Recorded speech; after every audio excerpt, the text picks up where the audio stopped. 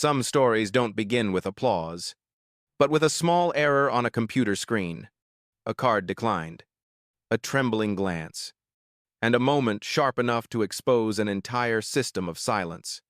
This is the story of Ethan Cole, founder of Hale's Burgers, and his journey to reclaim the lost soul of his own brand.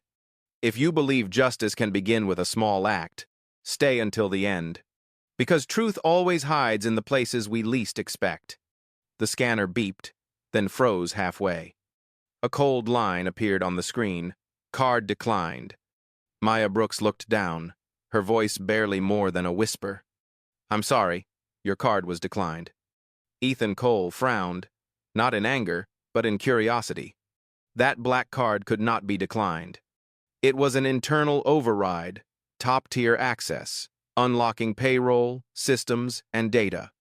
Yet today, it lay motionless on the counter like something meaningless. He looked at the girl before him. Her hands trembled slightly as she handed the card back, eyes avoiding his, as if afraid someone was watching. Behind the counter, Trent Walker's shadow stretched long across the floor. He stood still, arms crossed, gaze cold enough to drop the room's temperature by a degree. Ethan smiled, voice calm and low. "It's all right, I can pay in cash." He reached for his wallet, placed a few bills on the counter, deliberately short by a few. Maya hesitated, then, like reflex, she opened her own wallet. 2 small folded dollars quietly slipped into the register. No one said a word. But in that instant, Ethan understood. She had just taken on a risk only desperation could justify.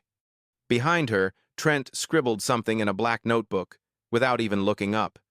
Ethan felt his chest tighten. The way a man writes can sometimes be crueler than a shout. He picked up his tray and walked toward the farthest corner. No one looked up. No one greeted him. The only sounds were the crackle of oil and the distant clack of the register. He sat down, opened the lid of his cup, steam rising softly. Grease hung in the air, blending with the smell of half-mopped floors. People moved like shadows. The store was full, yet empty, like a warehouse that had forgotten what human sound was. A voice in his mind whispered, "A system not broken, but programmed to keep people silent." Ethan didn't take notes. He just watched. He looked at Maya behind the counter, still smiling, but her lips frozen tight like glued plastic. Each time a customer thanked her, she nodded mechanically, checking the tray 3 times, as if one mistake could erase her name from existence.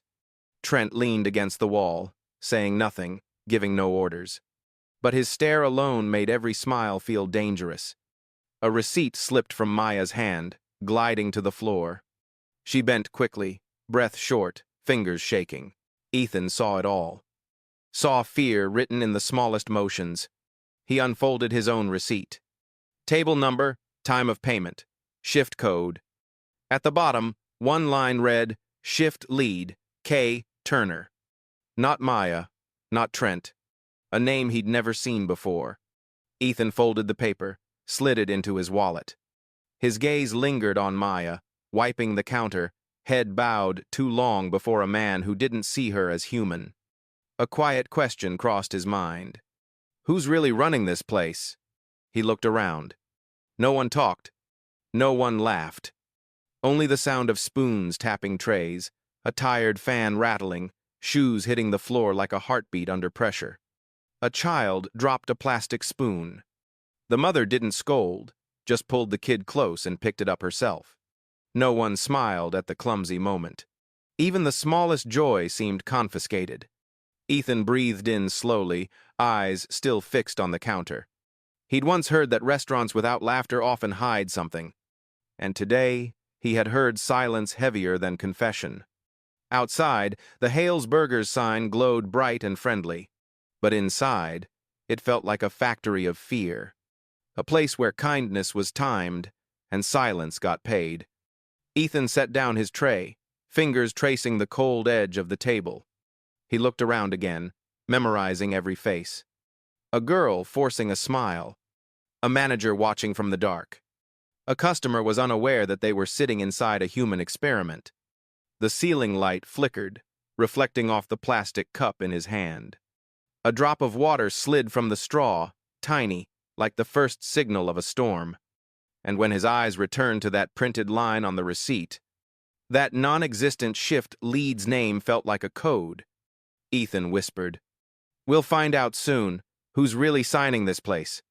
No one answered. Only the sound of breathing remained, inside a crowded room that still felt empty. A quiet beginning, for a storm no one saw coming.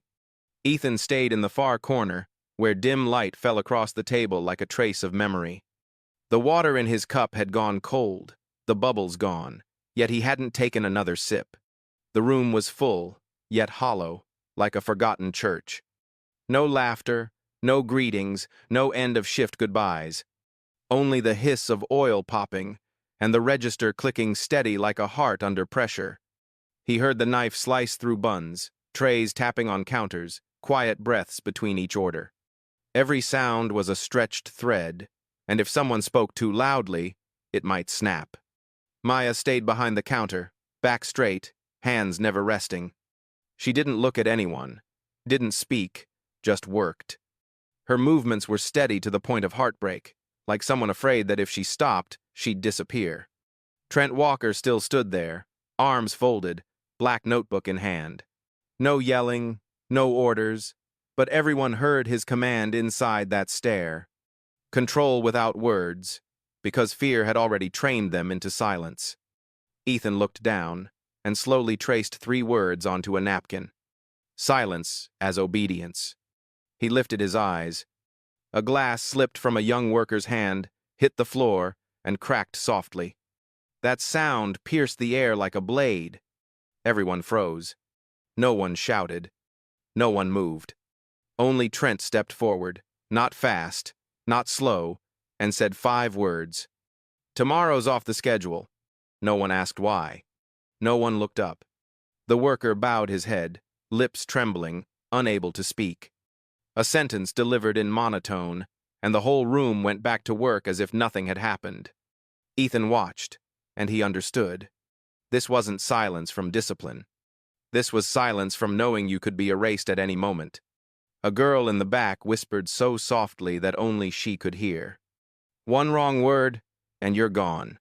Ethan heard it. Sentences like that, no matter how quiet, carried the weight of oaths. He wrote in the corner of the napkin, "Not silence from respect, silence from fear." A memory surfaced. The early days of Hale's Burgers. Music playing low, laughter over burnt patties, names called out like friends, not titles. He had stood in the kitchen then, sweat running down his neck, happy because everyone still saw each other as people. Now, they were links in a chain, mute parts of a machine built for obedience. Ethan lifted his cup and took a sip of cold water. The taste was as flat as the air around him. He watched Maya stacking trays, her back bent slightly, eyes fixed on the screen. Each time she pressed a button, she paused half a second, breathing deep, as if one wrong move could erase her name. "Combo 4, no onions, no sauce." Her voice came small, steady, emotionless. She repeated the order like a vow to an invisible system. The customer nodded, said thank you. She smiled, but it lasted only 3 seconds, then vanished like breath. Ethan looked around the room. No one spoke during breaks. No laughter from the kitchen. Only neon light reflecting on pale faces, each one a copy of the same quiet fear. A young man wiped a table by the window, glanced at the counter, then lowered his head fast. He'd just seen Trent write another line in that black notebook. No one knew what he wrote, but everyone understood what it meant. One line could mean a week without work. Ethan closed his eyes, listening not to sound, but to the space between sounds. The space where people learn to live without the right to speak. He thought, this is silence by design. An older woman at the next table whispered to her friend, "I can't remember the last time anyone laughed in here." Her words floated like smoke, yet weighed heavily in his chest. He pulled the receipt from his pocket again. The name K. Turner was still there. Not Maya. Not Trent. A fake name for a real shift. a perfect way to erase the trail. Light hit his face, half bright, half shadow. Ethan knew this silence wasn't an accident. It was maintained by fear, protected by authority, designed so no one dared to ask. A spoon fell, someone flinched. One look from Trent froze the air. Then work resumed, as if nothing had happened. Ethan noted in his mind, "Don't search for sound. Listen for what's missing." He leaned back, breathing deep. Amid the crowd, he felt himself sitting inside a system so perfect it was terrifying. A place where humans became machinery, and fear became the engine. Then he looked at Maya again. She was helping an older customer carry a tray. The man smiled, thanked her with genuine warmth. Maya returned a small smile, fragile, but real. A thin beam of light in that heavy room. Ethan nodded slightly.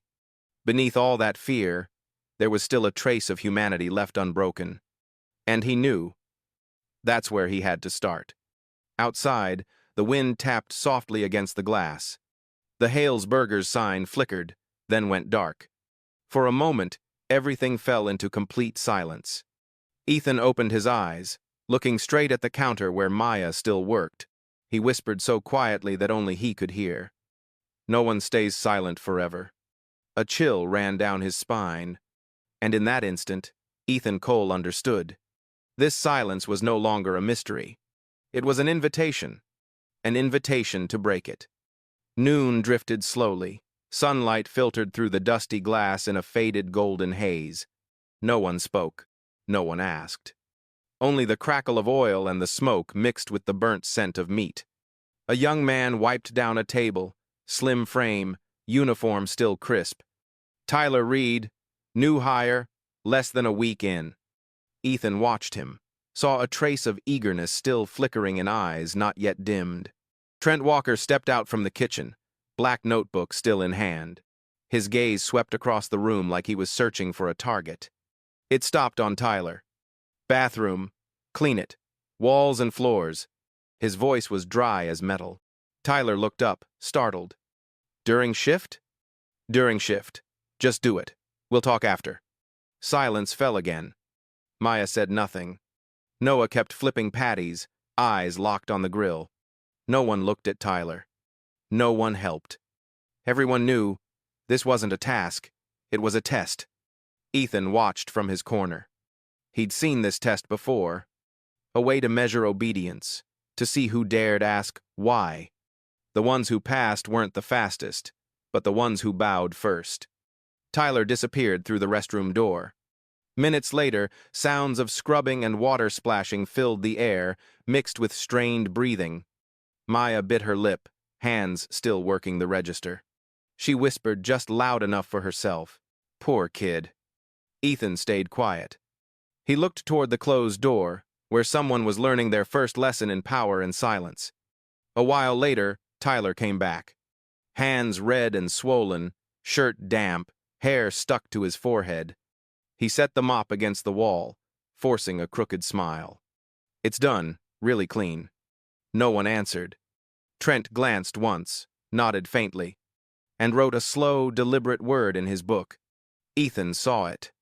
One word, written with intent. Tested. Tyler sank into a chair, breathing heavy. Ethan walked over, voice low, almost a whisper. "How does it feel?" Tyler looked up, weak smile. "At first, I thought it was training, but now—" He paused, staring at his reddened hands. "Now it feels like punishment." Ethan didn't reply right away. He just looked at him, long and steady. In Tyler's eyes, he saw all the people who once believed effort would be noticed, only to learn that here, obedience was the only reward. "You know," Ethan said softly, "their first lesson is to make you afraid." Tyler frowned. "Why me?" "Because you're new, and new people are easiest to shape." A long silence hung between them. Ethan looked around, eyes still averted, pretending not to hear. Fear in this room wasn't loud. It lived in the way people avoided each other's gaze, in how no one dared touch what was right. Tyler's voice cracked a little. "They said, 'Don't ask too much. If you ask too much, you're off the schedule. Ethan sat still. Each word sounded like a confession everyone knew but never dared to speak. He pulled an old phone from his pocket, turned on the recorder. The first sound it caught was Tyler's weary sigh, raw and real. Ethan spoke quietly, just enough for the mic to hear. Entry 1, New Hire Test, Manual Punishment Disguised as Training. Tyler looked at him, confused. What are you doing? Ethan answered softly. Keeping the truth from vanishing. A moment later, Maya came over, handed Tyler a cup of water. Drink. Careful if Trent sees. Tyler nodded, took a small sip. She added gently, her voice almost breathless. You're not the first. Just don't let him see you're scared. Tyler gave a faint smile. I'm not scared, just wondering how everyone got used to it. Maya said nothing.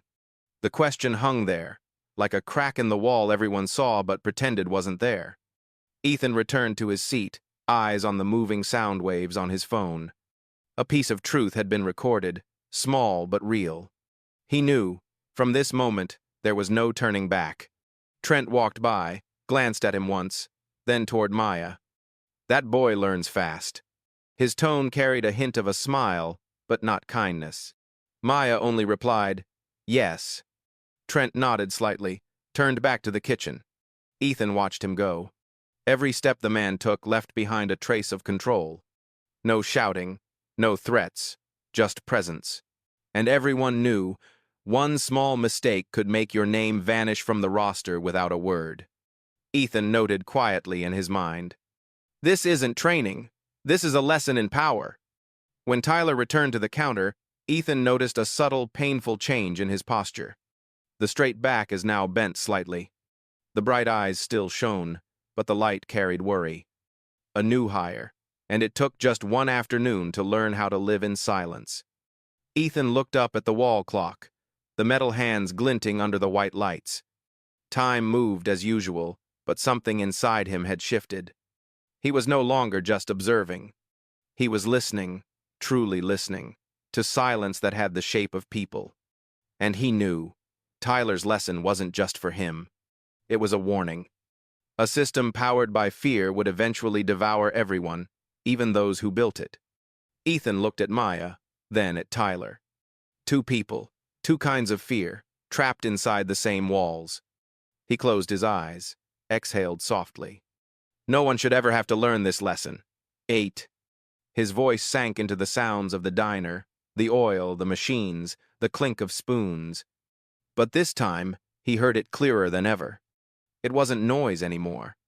It was the sound of silence, crying out for help. The afternoon sank slowly. Tired golden light slid across the table, spilling over an empty glass. Ethan still sat in the same corner, silent like a man taking notes in a world that had lost its sound. After Tyler's test, the diner returned to its usual rhythm. But here, usual meant no one dared to breathe too loudly. Maya kept working, her eyes drifting with each new order. Noah kept grilling, every movement precise, like a survival habit.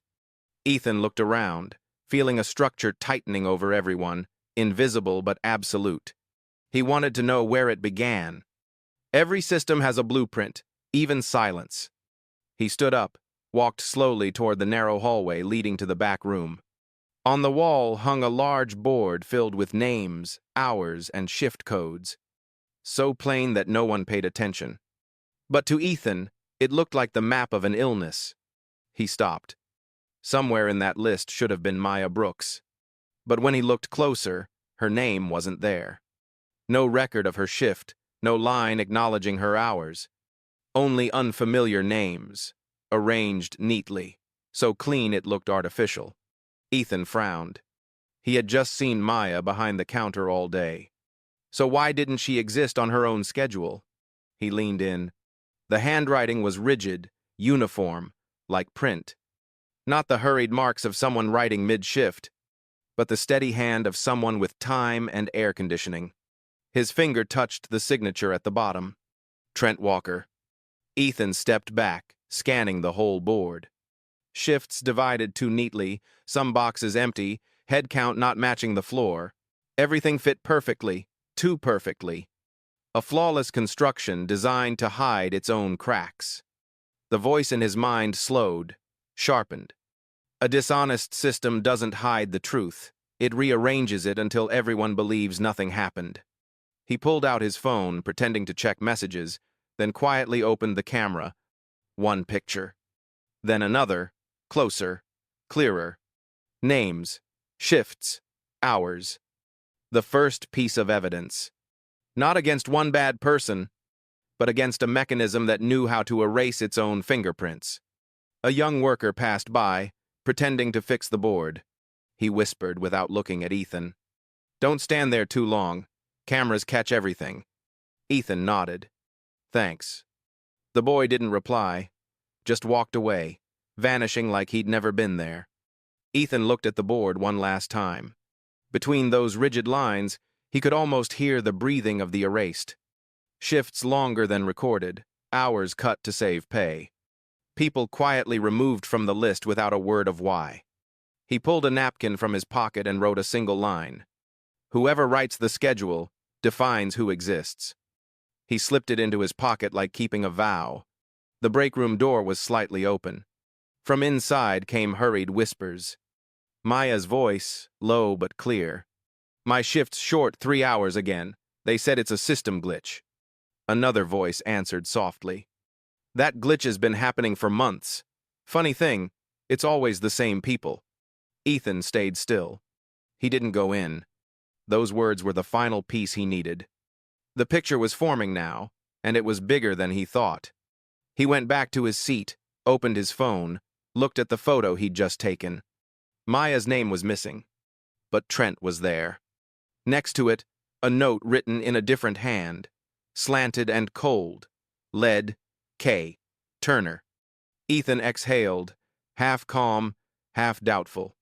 A fake name, a person who didn't exist.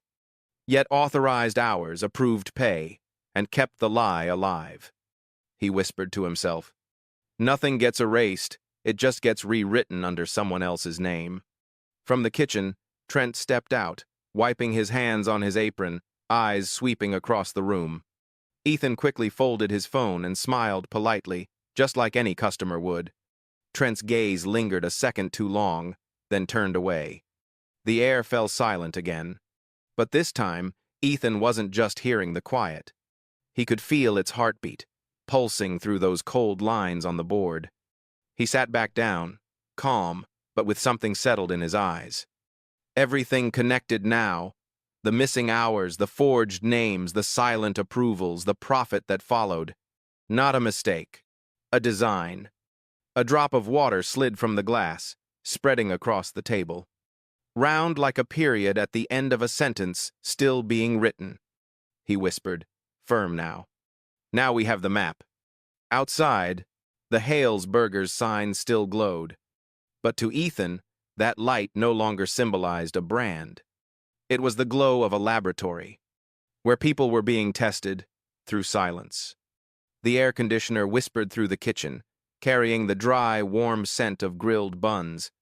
Noah Grant stood at the grill station, broad shoulders, straight back, his movements steady like the rhythm of an old clock.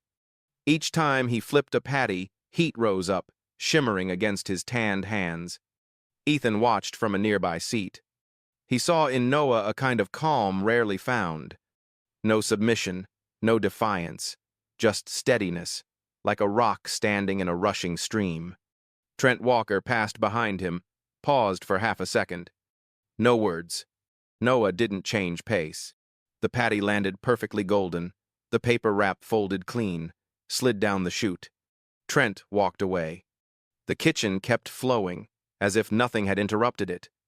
Ethan stepped closer, voice low, carried halfway by the breeze. "Busy day." Noah glanced up briefly, tired eyes still bright. "Always is." Ethan leaned slightly against the counter, keeping a respectful distance. "You always this calm?" Noah didn't rush to answer. He placed 2 more patties on the grill, pressed them down gently. "Anger doesn't change anything here." The words fell between the crackling oil, bare and honest. Ethan nodded lightly. So calmness helps you how? Keeps me from exploding. Ethan's gaze narrowed, weighing something deeper. You ever notice money leaving the drawer without record? Noah didn't stop his rhythm. He picked up the tongs, placed meat on buns, sprinkled lettuce, folded the wrap. 1 beat, 2 beats. Then his voice came, flat as a weather report. 3 times. Ethan looked at him closely. You're sure? After closing. Noah spoke slowly, each word nailed in place. No log, no paperwork, no explanation. Steam clouded the glass shield. Ethan felt his chest tighten. He didn't accuse, he only asked what mattered. Who? Noah still didn't look at him. Trent. The name fell from his mouth, landed on the sizzling grill. No anger, no bitterness. Just truth. And truth is most terrifying when it arrives without emotion. Ethan touched his shirt pocket, feeling the outline of his old phone. He breathed once. Anyone report it yet? Noah set the wrapped burger onto the tray. People who talk disappear from the schedule. His tone dropped, steady, not shaking. No one's that stupid. Maya passed by, placed a new stack of papers, gave Noah a brief nod, then walked off. Her shadow faded behind the counter. Ethan looked after her, then back to Noah. Then tell me, why are you still here? Noah stacked the paper wraps, edges perfectly aligned. Someone's got to keep this kitchen from burning down. Ethan understood. Some people stay, not because they accept it, but because someone has to hold the roof up. Silent pillars that no one writes names on. From the front, a child laughed. 2 short bursts, then fell silent at the sight of Trent. A flick of silence, like someone had switched off the power. Ethan leaned closer, speaking just for Noah. If I record this, would you say 1 clear sentence? Noah's knuckles tightened against the counter. You asking why? So the truth doesn't get rewritten.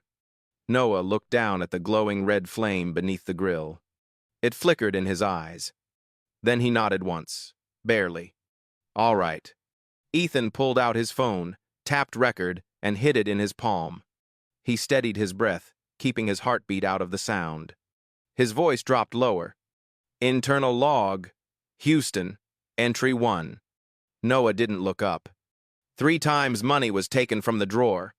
No log, no papers. After closing. Person responsible, Trent Walker. Short lines like steps, descending into the dark and stopping there. The crackle of oil played like a mournful backdrop to a confession that needed no signature. Ethan hit stop. He didn't raise the phone or check the screen. He only whispered, his voice caught halfway in his throat. I heard you. Noah wiped a streak of oil from the counter. Hearing's easy. Doing, that's hard. Ethan pressed his lips together, accepting the truth like a pact. I'll do my part. Noah nodded slightly. Then don't talk too much. His calm wasn't cold. It was the calm of someone who'd seen too much, who knew the storm was coming, and anchored his boat before the waves rose. Ethan looked at Noah's hands. Small scars crossed them like maps of the kitchen's heat, ordered yet chaotic. He remembered his own early days at the fryer, first burns worn like silent medals. A flicker of ache passed through him. But the voice in his head steadied. Don't sentimentalize, be precise. He asked one last question to complete the picture. No one else knows? Noah dropped the tongs onto the tray, the sound dry and sharp. They know. They just learned not to look. Ethan exhaled. Because they're afraid to vanish from the schedule. Noah replied simply, yeah. At the counter, Maya handed a tray to an elderly customer. Her smile lived for only a heartbeat, then vanished like a bird's shadow. Ethan saw it, and understood why Noah stayed. Some people are floor tiles, never admired, but without them, the whole room collapses. Trent appeared again, placed his hand on the counter, eyes scanning sharply. Progress? Noah didn't look up. On time. Trent grunted, turned away. His gaze brushed across Ethan, lingered half a beat, then slid off like a dull knife. Ethan waited until the footsteps faded. Then he spoke, quietly, like sealing a promise. "Thank you, Noah." Noah didn't answer. He folded another wrap, carefully, like folding a piece of paper. Ethan returned to his seat, his hand tightening around the phone. Inside that thick silence, he was holding a spark. Not bright, but enough to light something new. He looked toward the hallway where the schedule board hung. Maya's name was still missing. But beside those perfect empty boxes, he now had a string of straight, undeniable words. The truth had begun to take shape. A small child ran past, laughed twice, then went silent at the sight of Trent's black notebook. Ethan heard the laughter drop to the floor like glass beads. He realized he'd started counting the sounds that had vanished. Laughter, small talk, names called out, all replaced by the sound of obedience. Noah slid a tray to the counter, spoke softly enough for the air to carry it away. "Keep the fire steady." Ethan answered just as softly, "I will." He closed his eyes for a second, opened them again, staring into the thick air. A quiet crescendo was rising from the silence, not through shouting, but through small pieces of truth laid side by side, until the wall could no longer stand. Ethan spoke to himself, like nailing a vow into place. The lesson of calm is complete. Now comes the lesson of truth. And at the end of the kitchen line, Noah still stood there, steady, unmoved, the silent witness of a system, and the first pillar now marked. That night, the last customer left the store. Rain glowed on the Hales Burgers sign. Ethan sat alone in a nearby cafe, laptop open, data flowing like the lifeblood of a body he'd built with his youth. Each number, each store code, each clocked hour, they were all telling the same story. No one had been patient enough to listen. He typed the first query, operational adjustments, southern region. Hundreds of files appeared. Each file, a small slice of something larger. He opened report after report, eyes moving fast across columns. Houston, Dallas, Baton Rouge, Mobile. Different stores, the same signal. Revenue is unusually low. Ingredient waste is unusually high.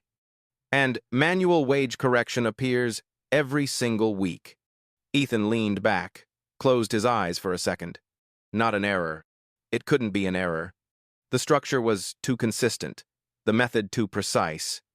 He scrolled to the approvals at the end of each report. The same line repeated, "Approved by G. Hale." Ethan read it again, mouth moving like he was tasting something bitter. Gordon Hale, regional director, the man he had trusted completely. The man who once said, "Leaders don't need all the details, they just need everyone silent." Now he understood. Silence was the product Gordon sold best. Ethan opened 3 more files. Baton Rouge, Shreveport, Austin South. Same typography, same approval times, the same electronic signature. He pulled up a consolidated table. 7 branches, all under Gordon Hale. He wrote in his notebook, short and clear lines. Pattern confirmed. Top-down manipulation, not accidental. A message from Adam Pierce lit the screen. "You found something?" Ethan typed slowly. "Not something, a system." He paused, then added one more line. "Start with anything that smells like silence." He hit send. Distant thunder rolled. The real rain began. The rain of an investigation, just opening. Ethan plugged in a USB, backed up everything. He knew he had to move fast. Men like Gordon never leave footprints longer than a night. The cafe door opened. Cold air swept in. Noah walked over, coat dotted with rain. He placed a second USB on the table, small, black, unmarked. Ethan looked up, asking without words. Noah spoke softly. "Kitchen cameras, 2 weeks ago." Ethan picked it up. The cold metal against his skin kicked his heart faster. "What's on it?" Noah lowered his voice. "Night." Trent stayed after close. Opened the drawer. No log. No one allowed to review, but I copied it before the system auto-purged.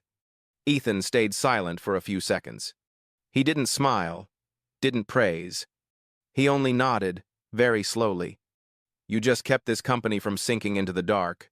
Noah looked straight into his eyes. I didn't save the company. I just don't want more names erased from payroll. Ethan set the USB beside the laptop, opened the video file. A blurry image from the back kitchen appeared. Trent Walker alone, bending over the drawer.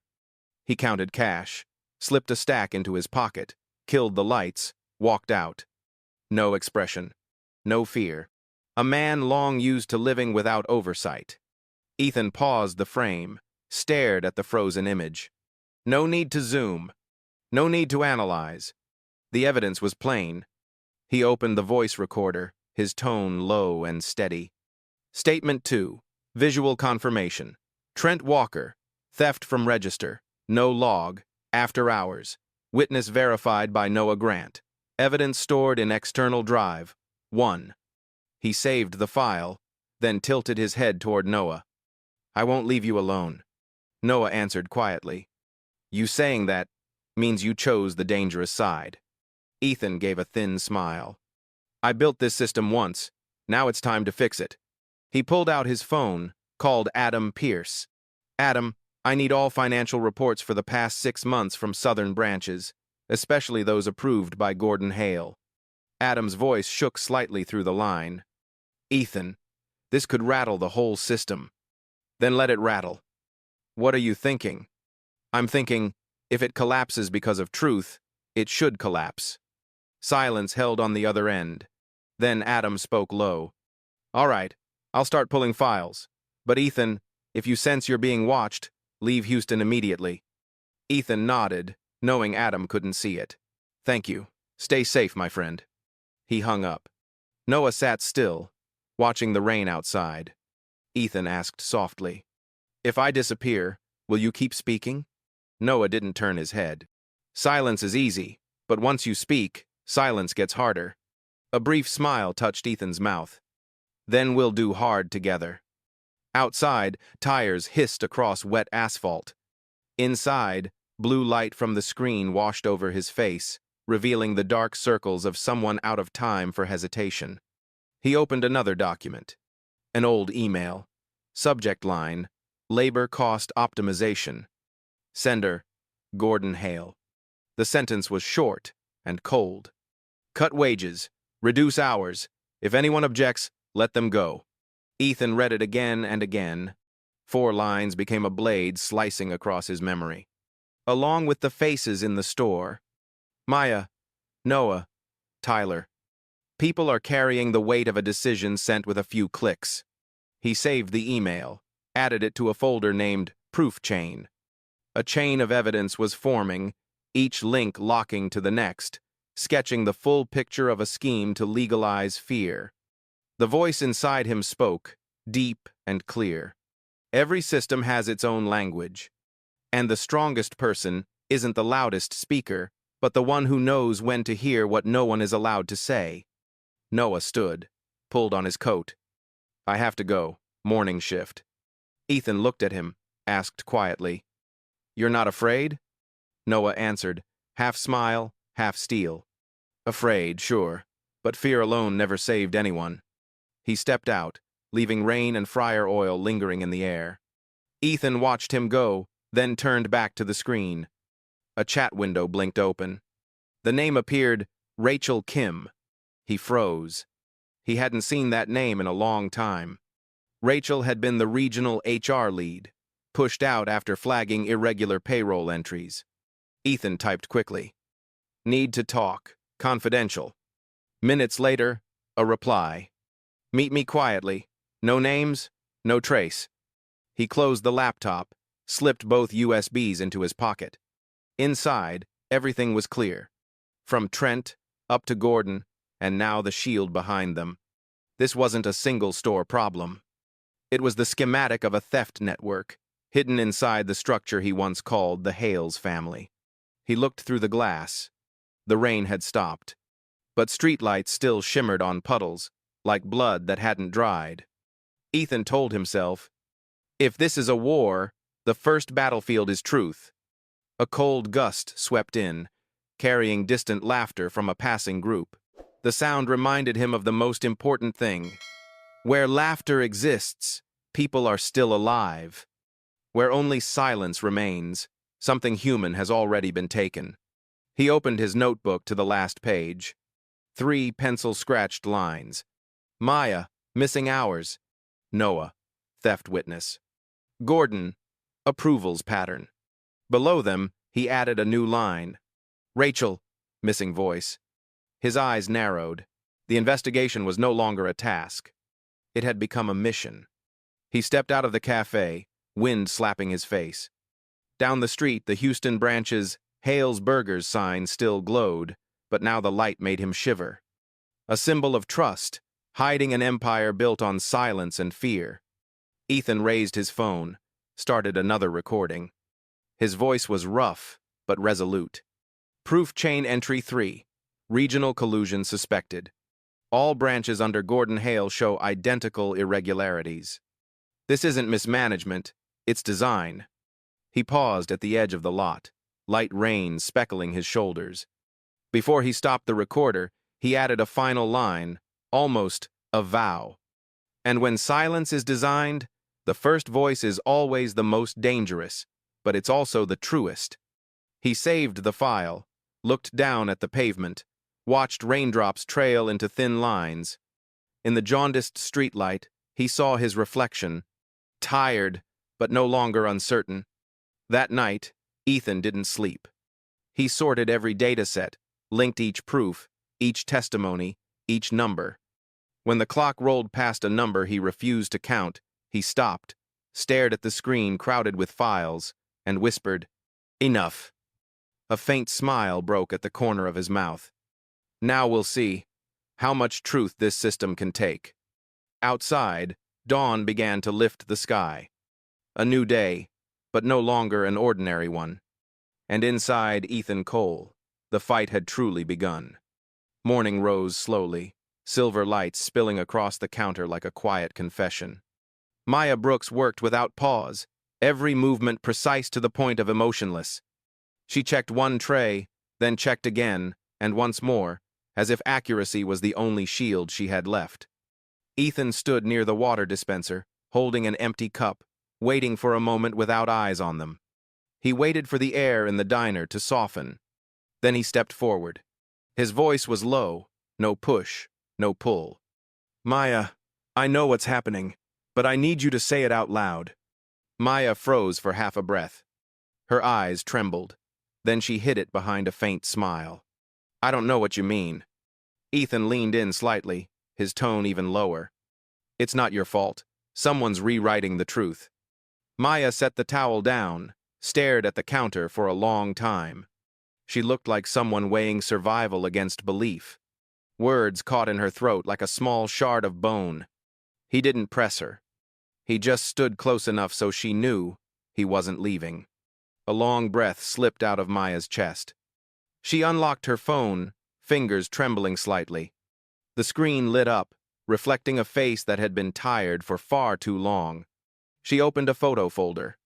Images of the shift board appeared, tilted handwriting, cold and foreign.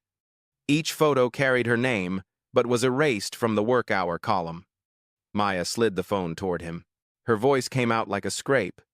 "These are the schedules. I take a picture every time they change it." Ethan studied each one carefully. Blank boxes, strange names, coded notes matching the shifts he'd already seen. Every detail is a small, sharp stone, paving the way toward a deep hole. Maya swiped again. Bank statements appeared, steady numbers, and steady missing gaps. She pointed to a column. "Every week it's short, about this much. Not enough to sue, but enough to make you invisible." Ethan looked up, meeting her eyes. "How long?" Maya didn't answer right away. Her lips pressed tight, holding back a quiet wave. "Long enough that I started thinking it was my fault." The sentence dropped between them, light but heavy as warm lead. No one interrupted. No register beeped for several breaths. Only truth, stepping out into the open. Maya swallowed hard. I asked. "They said it was a system error, Then they said they'd fix it. Then they said, just accept it for now. Ethan's tone stayed calm, but his eyes sharpened. Who approves your hours? Maya shook her head slightly. The name on the board is K. Turner. I've never met that person. Ethan repeated the name quietly in his mind. The same ghost that haunted the kitchen all week. A name that existed only on paper. He spoke slowly, making sure every word landed. Has Trent ever said anything to you? Maya gave a tired, brittle smile, the kind of smile that had run out of politeness. He doesn't need to, he just looks. I understand. Silence stretched between them like a wire. Then Ethan set the paper cup down in front of her. Have some water? She shook her head, but still took it. The sip touched her lips like a small mercy, then disappeared. Her hand still trembled as she set it down. Ethan leaned slightly closer, his voice soft as wind. You don't have to be strong right now. Maya looked at him, truly looked, searching his eyes for something. Was there judgment? Pity? Or just a mirror quiet enough to let her see herself again? Her eyes softened, slowly. A single tear gathered at the corner of her left eye, held for a second, then fell. No sobs, no break. Just one tear, falling like the first drop of rain. Ethan didn't reach for her. He left the space untouched, the border of her dignity intact. His voice dropped to a whisper, like a prayer no one else could hear. I believe you. Maya blinked. Another tear followed, landing beside the first. Two small circles on the counter shimmered under the light. Her voice came out faint, but alive. I kept the photos, just in case. One day someone might believe me. Ethan nodded. I'm here, to be that someone. Maya smiled through the tears, fragile but real. I'm scared. If I speak up, I'll disappear from the schedule, like the others. Ethan tilted his head, eyes steady. You're right to be scared, but fear doesn't save anyone. She bit her lip, wiped her face with the back of her hand. I'm no hero. You don't have to be. His reply was soft, but certain. You just have to tell the truth. A long breath left her chest.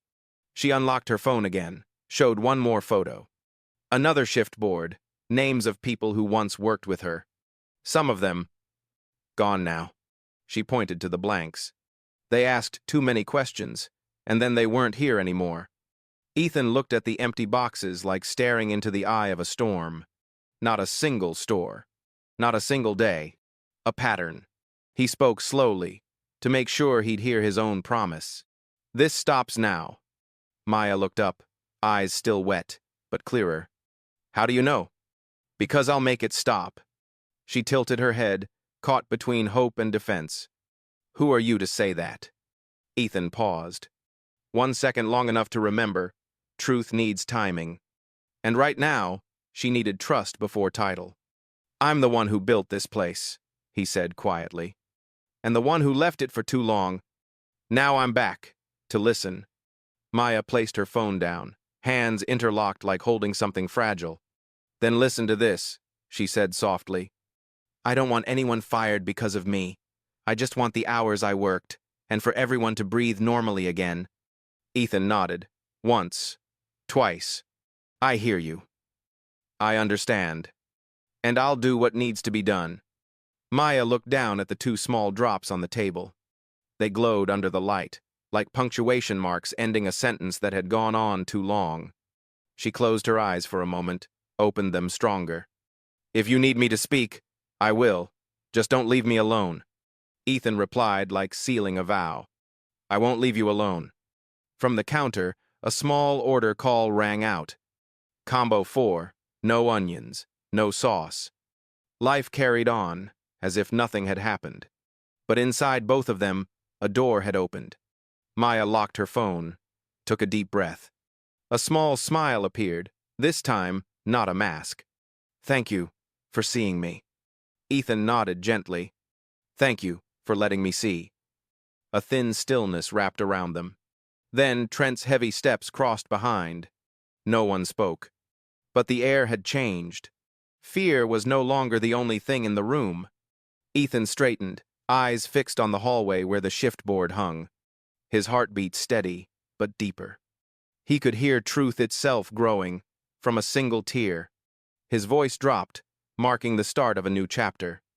Are you ready? Maya nodded slightly. I'm ready. Ethan turned halfway, then stopped. I'll need the kitchen camera USB if it still exists.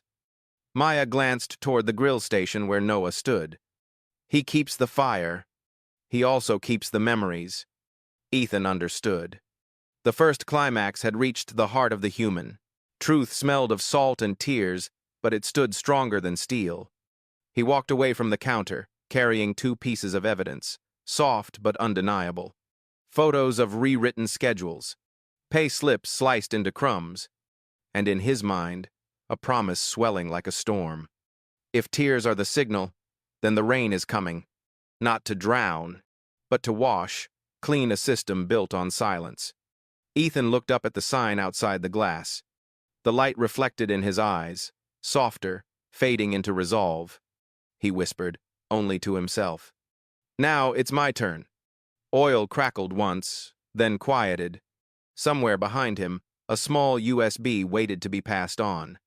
And the circuit of truth had just been completed by 2 tears shining like glass. The break room behind the diner was almost empty. An old wooden table, 2 plastic chairs, and the slow turning of a ceiling fan. Maya sat still, hands clasped, eyes fixed on a glass of water gone cold. Noah leaned against the doorway, silent as always. The door opened. Ethan stepped in. No longer the quiet stranger in a gray hoodie. He moved slowly, like a man measuring every step against his own conscience. Maya looked up, startled. Noah's gaze met his, as if he'd already known. Ethan set his cap on the table, pulled a chair, and sat down. For a few seconds no one spoke. The air was so heavy they could hear the ticking clock beyond the wall.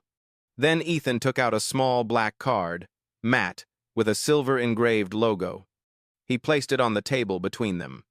Maya looked at the card, then at him. This is, Ethan nodded, an executive access card for Hale's Burgers. No one breathed too loudly. He met their eyes, voice deep, deliberate. My name is Ethan Cole. The words dropped like a stone into still water. No echo, just ripples spreading through silence. Maya opened her mouth, but no sound came. Noah straightened, expression unreadable, and gave a single nod. Ethan went on, eyes steady. I built this company with my own hands. I once stood where you stand now, burned my arms at the fryer, fell asleep on boxes in the back room. And then, I left the kitchen. I thought I could lead through numbers. He paused, as if recalling the scent of smoke still trapped in memory. But I forgot something. People aren't numbers. I let silence grow until it swallowed everything. Maya bowed her head. The tears she'd held back blurred her vision again. You're really the founder? Ethan nodded softly. I'm the man who built what made you afraid to breathe. And today, I came to say one thing. I was wrong. The room went completely still. No fan sound. No noise from the kitchen. Only the quiet weight of a confession. Noah spoke first, voice rough. Why did you come back?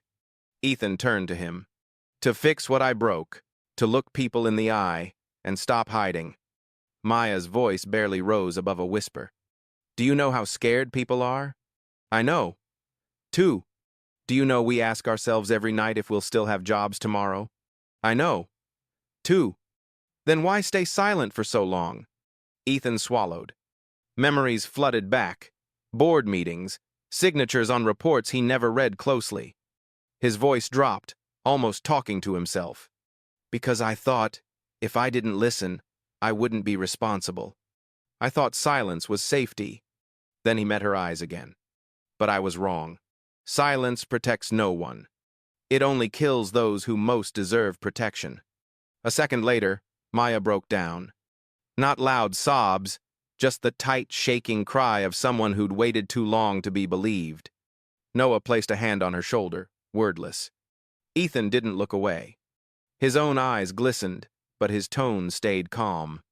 I didn't come here to save anyone. I came to take responsibility. If someone has to stand in front of the cameras, I will. If contracts have to be torn apart, I'll do it. But first, I need you to help me see everything. Noah nodded slowly. You have evidence. You have people who trust you. Now you just need the courage to go public. Ethan's look carried gratitude. I won't hide anymore. No report will ever be written in fear again. Maya wiped her tears, voice trembling but clear. If you're serious, I'll stand with you. Ethan shook his head gently. I don't need anyone standing with me. I need everyone standing with the truth. A thin silence settled over them again. Then Ethan took out a small black USB drive. This holds the footage of Trent opening the drawer, the reports from Gordon Hale, and the emails ordering wage cuts and deleted hours. Tomorrow, I bring it to the board. For the first time in days, Noah's eyes brightened. And what happens when they know what you've done? Ethan smiled faintly, without fear. Maybe I lose my title, maybe I will lose the company. But at least, I'll get myself back. Maya studied him for a long moment. You're not afraid? He shook his head. I am, but silence is worse. A light breeze drifted through the narrow window. A napkin on the table lifted and landed in front of Maya. She picked it up, wiped her tears, and smiled faintly. I never thought anyone up there would be brave enough to see us. Ethan's voice cracked with a soft kindness. And I never thought anyone down here would be strong enough to remind me how to be human. Noah let out a quiet laugh, the first since they'd met. Looks like you remember now. Ethan nodded. I do, and I won't forget again. The door opened. Sounds from the kitchen returned. Oil sizzling, orders called, the printer chiming. But among those noises, something new had entered. A heartbeat of change. Quiet, but alive. Ethan rose, placing a hand on the table nameplate. His tone was steady. I didn't come to rescue anyone. I came to make things right. Then he turned to Maya. I'll need you with me. Maya nodded. And I won't bow my head anymore. Ethan looked to Noah. Keep everything as it is. Don't warn anyone. Don't change a thing. Tomorrow, I'll speak for all of us. Noah gripped his hand, his voice firm as cooled steel. We'll be here. When you speak, we'll be behind you. Ethan exhaled, deep and slow. The fear in his eyes hadn't vanished. It had simply made room for something larger, faith. He picked up the black CEO card from the table, stared at it for a long time, then slipped it into his pocket, as if closing a chapter. Before leaving, he turned back, voice low but full of weight. Once truth has a face, it can't disappear again. He opened the door and stepped out. Light from the front counter spilled into the room, brushing across Maya's tear-streaked eyes, Noah's worn hands, and the card embossed with one word, Founder. And in that moment, truth was no longer a secret. It had a name, it had witnesses, and it had begun its walk into the light. The top-floor conference room was silent. A clear glass wall opened to the city, light glinting on a long walnut table. Gordon Hale sat at the head, charcoal suit, straight tie, a thin smile like a man playing the whole board. Ethan walked in. No knock. No assistant. No smile. He set a thick file on the table, paper thudding heavy against wood. Gordon looked up, unruffled. Oh, Ethan, I heard you went back to the field. Try the burger yet? Ethan didn't answer. He pulled out a chair, hands on the file, voice even and cold. I did, but it tasted strange. It smelled like fear. A fine smile slid across Gordon's mouth. You have a way with words, but we're here to talk performance, not feelings. Ethan opened the file, pulled the first pages. Performance must be built on fairness. And this, he pushed the stack across, is proof of a system that steals fairness from the people who actually work. Gordon didn't look down. He leaned back, fingers interlaced. What exactly are you talking about? Ethan listed them, low and clear. Edited payroll, erased hours, camera evidence on Trent Walker, the labor cost optimization email, with your signature. and approvals data from 7 southern branches. All of it carries your name, Gordon. The air in the room changed. Gordon stopped smiling. He held Ethan's gaze, slow and flat. What do you plan to do with that stack? Not a stack. Ethan's eyes were blade sharp. These are the voices of people forced to be silent. Gordon's lip curled. Silence is what keeps a company standing, Ethan. No one knows that better than you. Ethan dipped his head once, then looked straight back. No, silence rots it from the inside. Gordon let out a small laugh. You've changed. You once told me, discipline is trained silence. Ethan nodded. And today I say this, discipline isn't fear. It begins with trust. Gordon rose, walked the length of the table, hand brushing a chair back. You think you're a hero? A few employee tears and a blurry video? You'd risk an empire for what? To prove you still have a conscience? Ethan was quiet for a moment. He saw Maya's face, Noah's scarred hands. Tyler's eyes were on that first morning. Then he spoke, slow and clear. No, I risk it because I owe them. Because I stayed quiet long enough for men like you to call cruelty productivity. Gordon stopped. A wary spark lit his eyes. You threatening me? No, Ethan said softly. I'm giving you a chance to tell the truth. Gordon laughed harder, colder. A chance? Ethan, this isn't a church. This is a company. There are only 2 kinds of people here, those who make profit and those who make problems. Ethan stood. His voice wasn't loud, but every word hit the table like a nail. And you are the second kind. Gordon tilted his head, arms folded. What will you do? Fire me. I hold 10 years of data. Touch me. The board will lean my way. Shareholders will protect me. Ethan smiled without joy. I know. You're clever. You count every number. But there's one thing you don't understand. People are not assets to optimize. Gordon slapped the table, voice rising. People are costs too, Ethan. You want the company to survive? You cut, you squeeze, you keep them in line. Ethan didn't move. He spoke calmly. Keeping them with fear isn't a line. It's a prison. Gordon narrowed his eyes. You think a few small employees can save you from this mess? Ethan answered at once, gaze straight as fire. No. But they can save the company. Because they're the only ones who know what real work is. Gordon fell quiet, a flicker of confusion. Then the sneer returned. You're dreaming, Ethan. Every empire needs the silent. Ethan placed a USB on the table. Every empire falls when the last silent person starts to speak. Gordon eyed the drive, contempt shifting into calculation. Who have you sent this to? Ethan's tone didn't change. Enough people that it can't be buried. The CFO, internal audit, the press.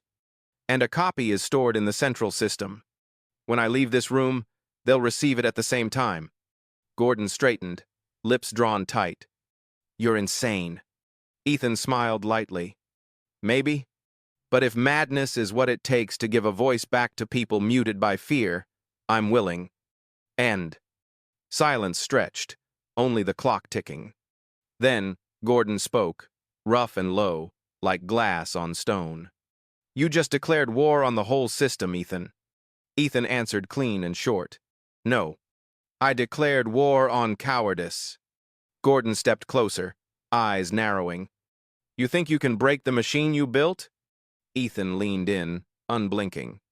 I'm not breaking the machine. I'm pulling the plug. Lightning seemed to flicker between their eyes. No distance, no courtesy. Only 2 directions, power and justice. Gordon stepped back half a pace, voice iced over. Get ready. If you do this, the war starts tomorrow morning. Ethan gathered the files, stood tall. Not tomorrow. He checked the time. Right now. He turned and walked out. Behind him, Gordon shouted, You'll regret this. Ethan stopped at the threshold, didn't look back. Maybe. His voice was low, warm, hard as steel. But at least, I won't regret staying silent. The door closed. Gordon collapsed into his chair, hands shaking, sweat darkening his collar. He turned to the window, the city brightening, whispering like a curse. "You want war, Ethan. Fine." In the hallway, Ethan walked slowly. Footsteps tapped the stone, spaced by quiet. He carried no victory, only truth. And sometimes, truth is enough to bring down an empire. Across the country, phone screens lit up at once. Headlines scrolled across every major news site. "We serve burgers, but work like slaves." One photo spread faster than fire. A tilted frame, Maya Brooks behind the counter, dim light catching a single tear sliding down her cheek. Just one moment, yet millions saw it. Beneath the image were leaked emails, payroll records, and erased work-hour data. It was no longer a rumor. It was proof. Ethan Cole read the headline from inside his car. He didn't speak. No music. Only the quiet exhale of a man who once thought he controlled everything. His phone rang. CFO Adam Pierce. "Ethan, it's blown up. The press, the investors, every network. They're asking for a statement, now." Ethan looked out the window, the city flickering with the reflection of Hale's Burgers signs. No statement. "You sure? The stock's dropping by the minute." Ethan's tone stayed calm. "My silence made this happen. Now, the truth will speak for me." Online, thousands of comments poured beneath Maya's photo. "I met her once at my local store. I remember that smile. Never knew fear was hiding behind it. If she's reading this, tell her we believe her." A former customer reposted an old clip, Maya handing a meal bag to a young boy, smiling. It hit 1 million views within hours. They began calling her the girl behind the counter. News stations interrupted programming. The largest burger chain in the South faces a moral reckoning. In the high-rise office, Gordon Hale slammed his phone onto the desk, shouting at the PR team. "Block everything. Delete every video. Push a statement. Control the narrative." But the flood kept spreading, minute by minute, second by second. No wall could hold back the truth anymore. Ethan sat still, watching his phone vibrate endlessly. Messages from old employees and even strangers. One text glowed on the screen, from an unknown number. "Thank you." For the first time, the boss listened. He read it again and again. Each word felt like a heartbeat returning after years of silence. Noah sent a photo. The entire Houston team stood behind the counter, holding a handwritten sign. "We work with pride now." Maya stood in the middle, eyes steady, unshaken. Ethan smiled, weary, but genuine. He whispered to himself, "Fairness can't be bought. It has to be rebuilt." Outside, the first customers were coming back. Not for the burgers, but for the people who had dared to speak. That night, as city lights dimmed, the glow from phone screens stayed. Maya's photo remained everywhere, a symbol of a truth that could no longer be buried. In his car, Ethan leaned back against the seat. For the first time in years, profit didn't cross his mind. Only trust. The narrator's voice slowed. Truth can collapse an empire. But sometimes, from those ruins, humanity finally begins to live right. A final message appeared on his phone. "Tomorrow, we rebuild." Ethan nodded softly, eyes on the city lights cutting through the dark. "Tomorrow, we begin again. No more polished offices. No glowing backdrop or branded walls. Just a wooden chair, a single camera, and Ethan Cole sitting in front of the lens. No suit, no tie. Only a gray work shirt, the kind his employees wore on morning shifts. The camera clicked on. Light washed across his face, tired, honest, unguarded. Ethan looked straight into the lens. His eyes steady, voice low, measured. "If you're watching this video, you've probably seen what happened." He paused, exhaled like releasing a weight he'd carried for years. "I'm Ethan Cole, and I'm responsible." Long silence. No music. No edits. Only breathing, and the faint sound of a heartbeat behind the quiet. "I used to believe that if I created jobs, I'd done enough. That opening stores, hiring people, paying on time, meant I was helping. But I was wrong. He lowered his head slightly, hands tightening, voice rough but clear. I built a system I thought was fair, but it silenced the good. I signed reports I never read. I let fear manage what trust should have. He looked down, then back up, gaze unflinching. If I ever stayed silent when I saw injustice, if I ever failed to stand for those who worked for me, then, today, I apologize. It wasn't scripted. It wasn't rehearsed. Every word came raw, but real. He continued, his tone steady and grounded. I'm not saying this to be forgiven.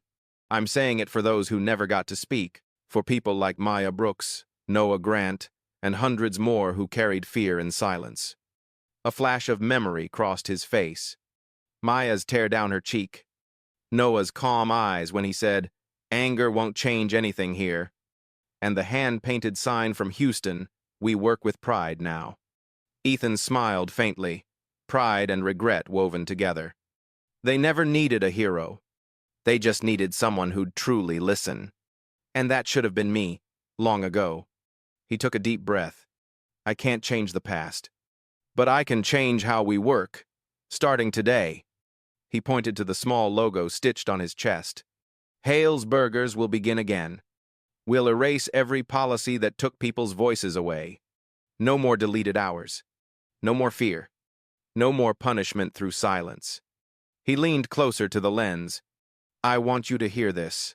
From me. No one in this company will ever be fired for helping another human being. A breath escaped him, as if a small crack of light had opened in the world. His next words came slowly, each like a vow.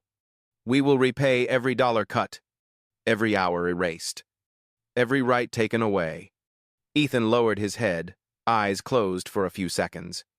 When he opened them again, his tone was soft, almost like wind. I once taught that business was about speed. Now I understand it must be about dignity. He faced the camera once more. If you're watching, whether you're an employee, a customer, or just passing by, I don't ask you to forget. I ask you to begin again. With me. His voice sank into a near whisper. We will rebuild with honesty. We'll listen to every smallest voice. And we'll never let silence become policy again. He tilted his head, smiled faintly, tired, but true. Thank you for not turning away. Thank you for reminding me that fairness doesn't need noise, just sincerity. The camera stayed rolling. No cut, no fade out. Just Ethan, bowing once and whispering the final line like a promise. I'm Ethan Cole, and I'm sorry. A drop of light fell from above, glimmering on the table's surface. Then the video faded. Social media erupted. Not from scandal, but from shock. Because for the first time, a CEO had said, I was wrong, without a scriptwriter. For a few seconds, cities went quiet. Then came the sound, soft clapping. From small diners, from night shifts, from the invisible workers no one saw. The narrator's voice closed softly like breath. When a leader admits fault, the company is saved. When a human bows with honesty, trust begins again. And across millions of glowing screens that night, Ethan's last words still echoed, not as an apology, but as the beginning of a new culture. A few weeks have passed since Ethan's video reached the world. People no longer argued loudly, only a quieter silence remained, warmer, truer. The lights of Hale's Burgers stores came back on. No more ghosts of fear. Soft laughter began to return at lunch breaks. Thank you now came not only from customers, but from employees to one another. At the Houston branch, where everything began, the old wooden sign had been replaced. New words were carved deep, leading without fear. Maya Brooks stood on a small step before a group of new staff. Her name tag gleamed silver, assistant manager. Her voice was gentle but firm. Leadership isn't about giving orders, it's about listening. We don't manage people through fear. We protect this place together so we can work with dignity. She looked around the room, her eyes paused on a young man. He nodded slightly, a quiet smile rising like light. It was Tyler Reed, the boy once ordered to clean the restroom on his first day. Now he trains new hires. Noah Grant stood beside her, remote in hand, clicking to the next slide. The screen displayed bold letters: Fear kills culture. His voice was low, steady, full of quiet authority. A person who's afraid can't serve well. A person threatened can't create. If you see something wrong, don't stay silent. He glanced at Maya, then the room. I once thought silence was wisdom. Turns out, it's how you disappear. I learned that courage isn't shouting. It's speaking when everyone else stays quiet. Applause filled the room. Soft, steady, genuine. Not for slogans, but for truth. Weeks later, the company released a new training series. No actors, no script. Just real employees telling their stories. On screen, real faces, real eyes. A voice said, "What made me afraid to work wasn't the job. It was the wrong kind of manager." Then came laughter, greetings, and clips of cheerful shifts. Ethan watched those videos in his small home office. He sat still, hands resting on the table, eyes following every frame. Sometimes he smiled. Sometimes he just nodded. The narrator's voice drifted softly. He no longer tried to control everything. He simply listened. And through that listening, the company began to breathe again. The next morning, Ethan returned to Houston. No announcement. No cameras. No security team. Just a man in an old jacket, walking in with his young son. Ethan Jr. held his father's hand tight, eyes bright.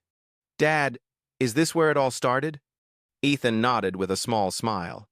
"Yes, the place where everything broke, and where we learned to stand again." They sat by the window. Maya noticed him, froze for a heartbeat, then smiled. "Welcome back, Mr. Cole." Ethan shook his head. "Just Ethan. Today I'm here for breakfast, like everyone else." Noah walked out of the kitchen with a tray. He set a burger before the boy, voice warm. "This one's for the little hero." The child tilted his head. "I haven't done anything yet." Noah glanced at Ethan, then smiled. "Start with the smallest thing. That's how every hero begins." Ethan Jr. nodded thoughtfully. "Dad, today I want to be the first to wipe the tables." Ethan looked at him, pride soft in his eyes. "That's the best place to start." The boy ran for a cloth and began wiping a table near the counter. Maya watched, smiling. Noah whispered, "He looks just like you once did." Ethan nodded slowly, his voice low. "Maybe this time we'll get it right." The air in the diner felt different. Soft music played. Laughter mingled with the smell of grilled bread. Staff called each other by name, no fear of mistakes. Customers felt it too. A place once built on silence now stood as a symbol of trust. The narration settled, calm and tender. Fairness isn't an idea. It's how we treat each other every day. Trust isn't given. It's built through small, consistent, honest acts. Ethan rose, looking around the diner. Every face, every word, every smile reminded him Hale's Burgers was no longer his company. It belonged to them. The people once forgotten, now it's a living soul. He placed a hand on the counter, looked at Maya, voice low but warm. "Keep this place steady." Maya nodded firmly. "I won't let it go back to what it was." Ethan turned to the table where his son had finished wiping the last drops of water. The boy looked up, smiling. "All done, Dad." Ethan's eyes lit with quiet joy. "You just cleaned the first table of a new chapter." He sat down, sunlight spilling through the glass. The closing voice softened.